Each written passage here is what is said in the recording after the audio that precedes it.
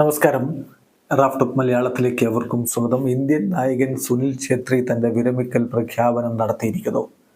അടുത്ത മത്സരം കുവൈത്തിനെതിരെ ജൂൺ മാസത്തിൽ നടക്കുന്ന ആ മത്സരം തന്റെ അവസാന മത്സരമായിരിക്കും എന്നാണ് അദ്ദേഹം ഇപ്പോൾ പ്രഖ്യാപിച്ചിരിക്കുന്നത്. അന്താരാഷ്ട്ര ഫുട്ബോളിൽ നിന്ന് സുനിൽ ഛേത്രി വിരമിക്കുകയാണ്.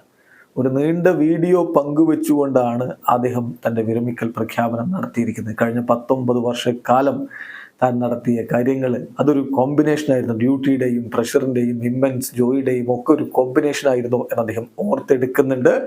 എൻ്റെ രാജ്യത്തിന് വേണ്ടി ഇത്രയധികം മത്സരങ്ങൾ കളിക്കാൻ കഴിയുമെന്ന് ഞാൻ പ്രതീക്ഷിച്ചിരുന്നില്ല, പക്ഷേ ഇപ്പോൾ അത് ചെയ്തിരിക്കുന്നു.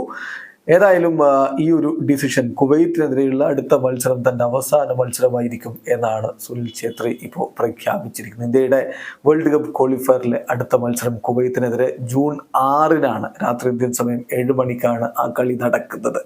ഈ മത്സരം തൻ്റെ അവസാന മത്സരമായിരിക്കുമെന്ന് അദ്ദേഹം പ്രഖ്യാപിക്കുമ്പോൾ തീർച്ചയായിട്ടും ആരാധകരുടെ മനസ്സിലേക്ക് ഒരുപാട് കാര്യങ്ങൾ ഓടിയെത്തുന്നുണ്ടാവും. ഇന്ത്യയെ ഏറ്റവും അധികം കാലം നയിച്ചൊരു നായകനാണ് വിടവാങ്ങൽ പ്രഖ്യാപനം നടത്തിയിരിക്കുന്നത്. 150 അന്താരാഷ്ട്ര മത്സരങ്ങൾ അദ്ദേഹം കളിച്ചു. ഇന്ത്യക്ക് വേണ്ടി 94 ഗോളുകളും നേടിയിട്ടുണ്ട്.